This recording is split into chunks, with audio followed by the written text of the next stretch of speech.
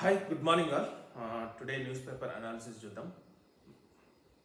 Actually నిన్న లోక్సభలో నిర్మలా సీతారామన్ కేంద్ర బడ్జెట్ ప్రవేశపెట్టారు. నిన్న మొత్తం బడ్జెట్ ఇది నవ యువ పదం మొత్తం వచ్చేసి 48 లక్షల కోట్లతో బడ్జెట్ ప్రవేశపెట్టారు. మొత్తం సెంట్రల్ బడ్జెట్ వచ్చేసి 48 లక్షల కోట్లు. సో అందులో వివిధ భాగాలుగా చాలా ఉంటాయి. It is a complicated budget. So నేను యాజ్ సింపుల్ యాజ్ చెప్తాను, ఎక్స్ప్లెయిన్ చేశాను మనకున్న టైంలో. ఒకటి వచ్చేసి నేను 2 రోజుల నుంచి చెప్తూనే ఉన్నాను, స్కిల్ డెవలప్మెంట్ అంటే యువత అనేది అన్ఎంప్లాయ్మెంట్గా భారతదేశంలో చాలా ఇబ్బందిగా మారింది. దాన్ని అధిగమించడానికి ఆమె ఏం చేసిందంటే 2 లక్షల కోట్లు స్కిల్ డెవలప్మెంట్కి కేటాయించింది. సో ఈ 2 లక్షల కోట్లు అనేది ఈ స్మాల్ స్కేల్ ఇండస్ట్రీ కానీ స్కిల్ డెవలప్మెంట్ కానీ ఇది ఆ రంగాలకు ఉపయోగపడుతుందని ఆమె 2 లక్షల కోట్లు దానికి కేటాయించింది. ఇంకోటి వచ్చేసి ఎడ్యుకేషన్కి వచ్చి పర్టికులర్గా ఈ మధ్యకాలంలో నేను బాగా అబ్జర్వ్ చేస్తుంది ఏంటంటే ఐఐటీలో కానీ ఇంకా వేరే ప్రముఖ రంగాలలో ప్రముఖ విశ్వవిద్యాలయాల్లో సీట్లు తెచ్చుకున్న వాళ్ళు కూడా డబ్బులు లేక కొందరిని ఆశ్రయించాల్సి వస్తుంది. ఇప్పుడు నిన్న కూడా చూసిన ఒక ఐఐటి ఆమె అసలు డబ్బులు లేక ఒక మేకలుగా కాపరిగా వ్యవహరిస్తుందని. సో అట్లాంటి వాళ్ళకు ఇట్లాంటి ఎక్కువ డబ్బులు స్పెండ్ చేయలేని వాళ్ళకు 10 లక్షల వరకు రుణాలు ఇస్తుంది. ఇది అందరూ తెలుసుకోవాల్సిన అంశం. ఎవరి దగ్గరికి వెళ్ళాల్సిన అవసరం లేదు మీరు, ఎందుకంటే ఇది గవర్నమెంట్ ఇచ్చే హక్కు. ఇది గవర్నమెంట్ ఇచ్చే ఇది ఒక రుణం, కంపల్సరీ అందరూ యూజ్ చేసుకోండి. ఇంకోటి వచ్చేసి ఇంకా తగ్గేవి వచ్చేసి క్యాన్సర్ మెడిసిన్స్ ఒకటి తగ్గుతాయంట, వైద్య పరికరాలు ఒకటి తగ్గుతాయంట, తోలు వస్తువులు, రొయ్యలు, చేపల మేత. ఫస్ట్ మీరు అబ్జర్వ్ చేయండి క్యాన్సర్ మెడిసిన్. ఇప్పుడు ప్రజెంట్గా భారతదేశంలో క్యాన్సర్ అనేది విపరీతంగా గ్రో అవుతుంది. యాజ్ పర్ ఇండియన్ లెక్కల ప్రకారం 10% లెక్క గ్రోత్ అవుతుంది పర్ ఇయర్. అంటే చాలా ఎక్కువ అవుతుంది. ఎందుకంటే దానికి వివిధ కారణాలు ఉండొచ్చు. సపోజ్ ఫుడ్ అంటారు, కొంచెం జెనెటిక్, కొంచెం వివిధ కారణాల వల్ల కానీ క్యాన్సర్ అనేది భూతంలాగా మారింది. దానికి ఖర్చు అనేది భరించలేనంత ఖర్చుగా మారింది. అందులో ఈమె క్యాన్సర్ మెడిసిన్స్లో ఓన్లీ ఒక 3 మెడిసిన్స్కి మాత్రం కస్టమ్స్ డ్యూటీ 15% తగ్గించింది. సో నా ఉద్దేశం ఏంటంటే ఆ మెడిసిన్స్ ఏంటంటే ట్రస్ట్రుజుమాబ్ ఒకటి, ఓస్మాటనిబ్ ఒకటి, ధ్రువలుమాబ్ ఒకటి. ధ్రువలుమాబ్ అంటారు. సో ట్రస్ట్రుజుమాబ్, ఓస్మాటనిబ్, ధ్రువలుమాబ్ ఈ మూడింటికి కస్టమ్స్ డ్యూటీ 15% తగ్గించింది. అంటే 15 to 20% తగ్గించింది. ఇక్కడే ఉంది పెద్ద మోసం. ఎందుకంటే ఇది మంత్లీ కాస్ట్ వచ్చేసి 30,000 to 50,000 అవుతుంది. ఇది ఒకటి వచ్చేసి 50 to 1 lakh అవుతుంది. ఇది ఒకటి వచ్చేసి 1 lakh to 1.5 అవుతుంది. ఎవరైనా ఇండియన్ మార్కెట్లో ఇప్పుడు ప్రజెంట్గా ఈ ఒక్క మెడిసిన్ కావాలంటే 1 lakh నుంచి 1.5, ఓస్మాటనిబ్ అంటే 50 నుంచి 1 lakh, ట్రస్ట్రుజుమాబ్ అంటే 30 నుంచి 50,000 అవుతుంది. సో ఇంత ఎఫర్టబుల్ ఎవరు పెడతారు? ఓన్లీ కొందరు హై క్లాస్గా చాలా డబ్బులు ఉండాలో మాత్రమే ఇంత అమౌంట్ పెడతారు. మిగతా వాళ్ళు మామూలు వాళ్ళు ఇంత అమౌంట్ ఎఫర్ట్ పెట్టలేరు.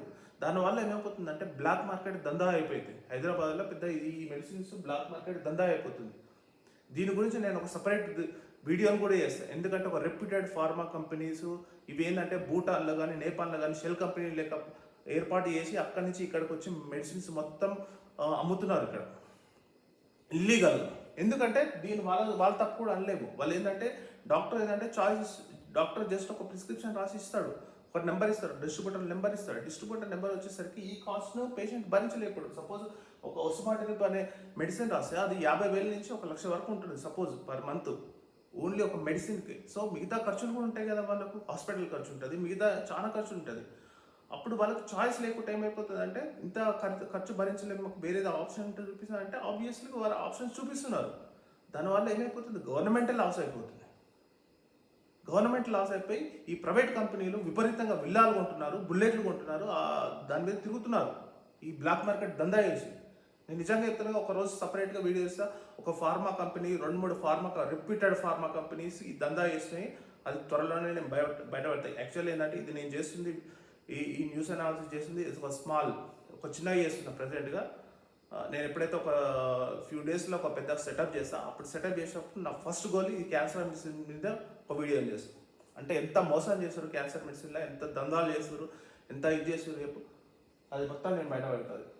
ఇంకోటి ఏంటంటే వైద్య పరికరాలు అనేది జనరల్గా ఇది పేషెంట్స్కు సంబంధం ఉంటుందండి. వైద్య పరికరాలు జనరల్గా ఆమె ఏమని చెప్పిందంటే నిర్మలా సీతారామన్ ఎక్స్రే కానీ ఎక్స్రే ట్యూబ్స్ అంట, ఎక్స్రే ఫిలమెంట్స్ అంట, ఎక్స్రే ఎక్విప్మెంట్ మెషిన్స్ అనేవి మెడికల్ యాక్చువల్ ఏంటంటే వర్డ్ ఏంటంటే మెడికల్ డివైజెస్ తగ్గిస్తున్నామని చెప్పారు. మెడికల్ డివైజెస్ తగ్గిస్తే అది కార్పొరేట్ హాస్పిటల్స్కి ఉపయోగపడుతుంది కానీ పేషెంట్స్కి ఉపయోగపడదు. సపోజ్ ఫర్ ఎగ్జాంపుల్ నేను యశోద హాస్పిటల్లో ఇంకా కొన్ని హాస్పిటల్స్ తీసుకోండి, వాళ్ళు ఏం చేస్తారు, ఇప్పుడు పేషెంట్ కార్పొరేట్ హాస్పిటల్ దగ్గర పోతాడు, ఈ మెడిసిన్స్ ఈ మెడికల్ డివైజెస్ తగ్గిందని పేషెంట్స్కి ఏమైనా బిల్స్ ఏమైనా తగ్గిస్తారా? అస్సలే తగ్గారు, ₹1 కూడా తగ్గారు. ఇవంతా కార్పొరేట్ హాస్పిటల్స్కి ఉపయోగపడుతుంది. ఎందుకంటే వాళ్ళకు అయ్యే ఎక్స్పెండిచర్ ఇంకా తగ్గుతుంది, వాళ్ళ ఎక్స్పెండిచర్ తగ్గుతుంది, వీళ్ళకు పేషెంట్స్కి ఏం తగ్గదు. ఇది డైరెక్ట్ బెనిఫిట్ ప్రజలకు ఉండదు, ఇది డైరెక్ట్ బెనిఫిట్ కార్పొరేట్ హాస్పిటల్స్. ఆ కార్పొరేట్ హాస్పిటల్స్ చాలా తక్కువ రేటుకు తెచ్చుకొని దాని మీద విపరీతమైన లాభాలు పెడతారు. విపరీతమైన లాభాలు పొంది మళ్ళీ ఈ రాజకీయ పార్టీలకు ఫండింగ్గా ఇస్తుంది. ఇది పెద్ద ఒక లుచ్చామోసం ఇది చెప్పాలంటే.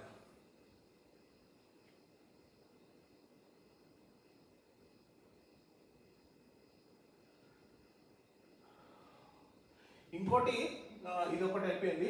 సో ఇప్పుడు నేను చెప్పాను కదా, ఇప్పుడు ఏవైతే ధరలు తగ్గేటివి ఉంటాయో అవి తొందరగా తగ్గవు. ఇప్పుడు సపోజ్ ఈ మొబైల్ ఫోన్స్ ఉన్నాయి, చార్జర్స్ ఉన్నాయి, సీ ఫుడ్ ఉంది, ఇంకా ఇప్పుడు ఏం చెప్పిన క్యాన్సర్ మెడ్స్ ఉన్నాయి.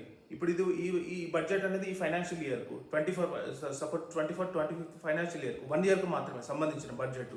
ఈ బడ్జెట్లో ఇవి తగ్గుతాయని చెప్పింది. ఇవి తగ్గడానికి ఎన్ని రోజులు పడుతుంది తెలుసా? ఎన్నో రోజులు పడుతుంది. అదే పెరిగేటివి ఉంటే నాకు తెలిసి రేపటి నుంచో ఎల్లుండి నుంచో పెరిగిపోతాయి. ఏదన్నా ఈ ఈ బడ్జెట్ వల్ల ఈ వస్తువులు అఫీషియల్గా అనౌన్స్ చేశారు అనుకో, ఇవి పెరుగుతున్నాయి అని చెప్తే రేపటి నుంచో ఎల్లుండి నుంచో పెరిగిపోతాయి ఆల్రెడీ.